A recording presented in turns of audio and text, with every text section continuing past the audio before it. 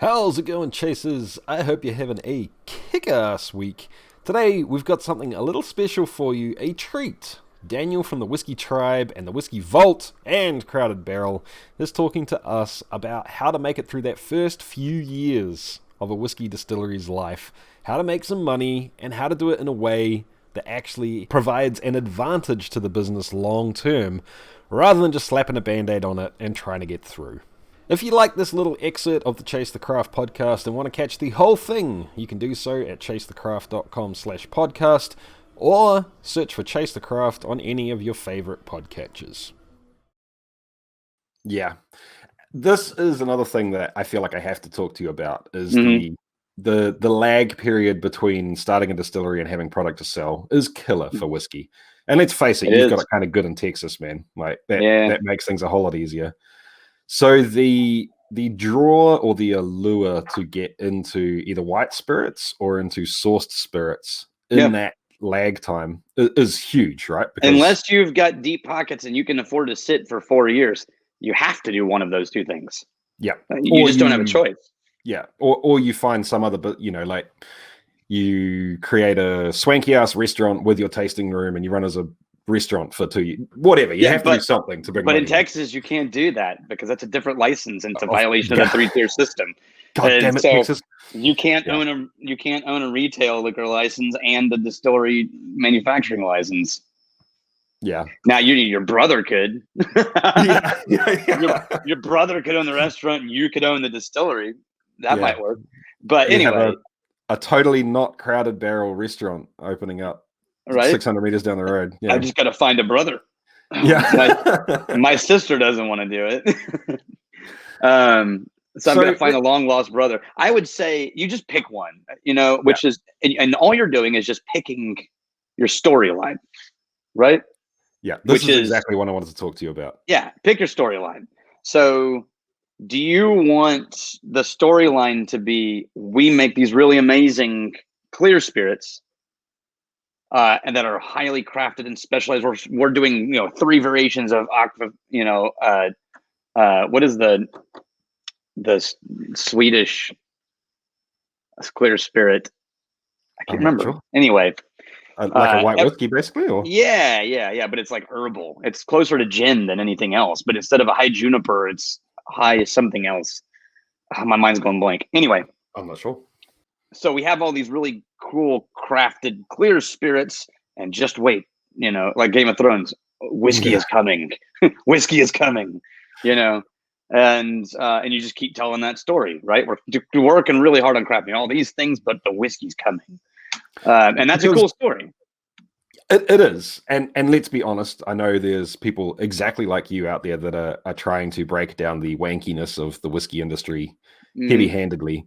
But let's face it, it's still kind of wanky. Like, it's just the way it is. So if you come out of the gates and you open a distillery and then you go all in on vodka and gin, and then you don't really think about that story, and then in 2 years' time, oh, by the way, we've got whiskey, you run the risk of whiskey people just never taking you seriously. Yes. Oh, they're the guys that do vodka and gin, and now they've made a whiskey, so it must be shit. Yeah. They don't even get Exactly. So do you see any other like traps or pitfalls that people could fall into if they decide to go with white spirits or even like rum or something else they can produce quicker before whiskey? just the one, which is just make sure that everyone on your business is telling the story of what you intend to do. Yeah. Right. So that no one gets to assume that's the vodka joint. Yeah. Right. And I think it's important too that you said that you're making the white spirits with the same mentality and reason that you're going to make your whiskey. It's not, oh, we've got whiskey coming, so we're making some shit to make some money on the way. It's we're making the very best. No, you're gonna, there's the age old, you prove yourself in small responsibilities before you're allowed big responsibilities, right? And so, like, look, if you can't be trusted to make quality stuff while you're waiting on the whiskey, why should we trust the whiskey? Yeah. Yeah, if you're viewing the first 2 years of your business as filler content, then I don't know. I have a hard time believing that somebody who's comfortable phoning it in for 2 years on the thing they're selling to people is going to change that attitude all of a sudden when the whiskey arrives. Yeah. So it's like Yeah, either that's a really either good way you're to the put it. either you're the kind of person who phones shit in and you're fine with it, or you're not. And so I really hate it when, and it usually doesn't happen with the owner and the distiller. They usually get it, but it's usually frontline staff or a bartender somewhere where you walk in, they haven't got the whiskey yet, and they'll say some version of like, yeah, we're working on the whiskey. I mean, we got this shit right now too, and I can make you some good cocktails with it, but the whiskey's coming, right? It's Yeah. like, no, screw you, man. You gotta promote the shit out of all the intent going into the clear spirits Yeah. before you can talk about the whiskey that's coming. So that's one path, right? Yeah. So let's flip to the sourcing side of things. The And what other are the side is, pitfall there? yeah, there's an obvious pitfall, which is if you're gonna source, just tell everybody. Tell them why. Tell them you're same thing. You're working on your own stuff, and make it a different brand, right? If the brand's really successful, then you're never going to have a hard time continuing to source it and sell it. So there's no downside, right?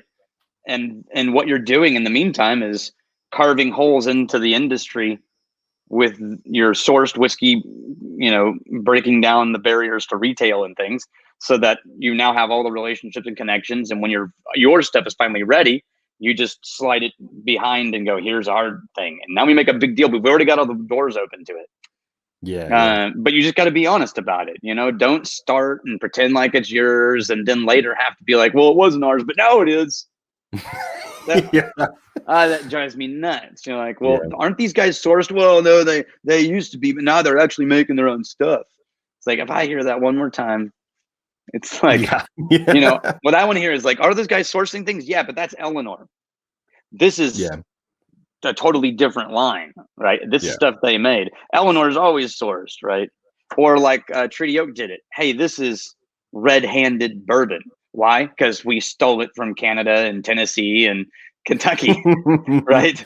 Yeah, and, you can steer right into this, man. Like people are the idea of the secret 11 herbs and spices sort of advertising in the market is just, I don't know. I feel like it's dead, man. People don't want that shit anymore. They want a peek behind the door. They want honesty.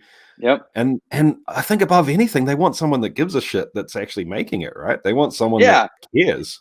And be proud of the source stuff. The same way that you would with the new make. Say, look, we didn't just pick some random place who would send us whiskey and bottle it to stay alive. Like, we could have sourced from a lot of places. And when we got these barrels, we did X, Y, and Z to them before we were ready to release them. I mean, once again, you have to show that you care in everything before you get to the stuff that you're making.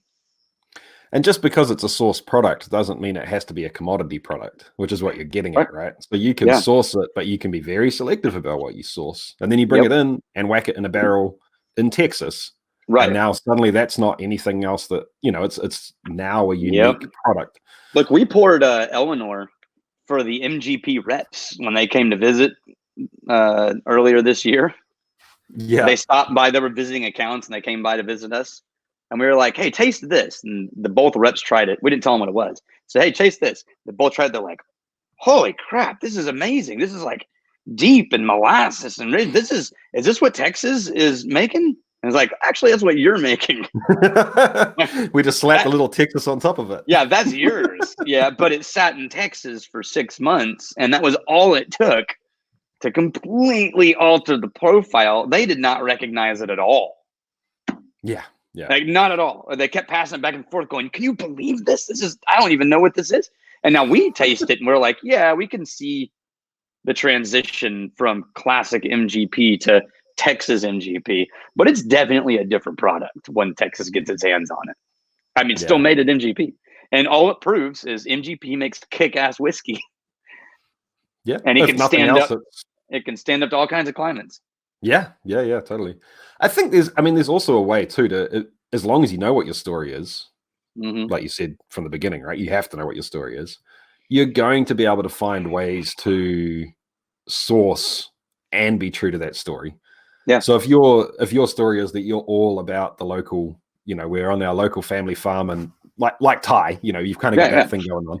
Then you're going to be able to find a way to influence MGP whiskey with your local farm. Whereas if you're all about, specialty specific ingredients that you can get, you're going to be able to find a way to do that too. And maybe, obviously you're not going to influence what MGP put into their grist, because that ain't happening. No, it's not happening. But they are starting to realize that they're not the only player in the game. So thanks a bunch to Daniel for talking whiskey and shop with us. It's always a pleasure being able to hang out with him, even if it is digitally. If you want to catch the rest of that podcast, where Daniel tells a little bit of a story about sourcing in smaller volumes from MGP and sourcing from smaller craft distilleries, along with a bunch of other stuff, catch the full podcast at chasethecraft.com or search for it on any of your favorite podcatchers. Keep on chasing the craft, guys. See ya!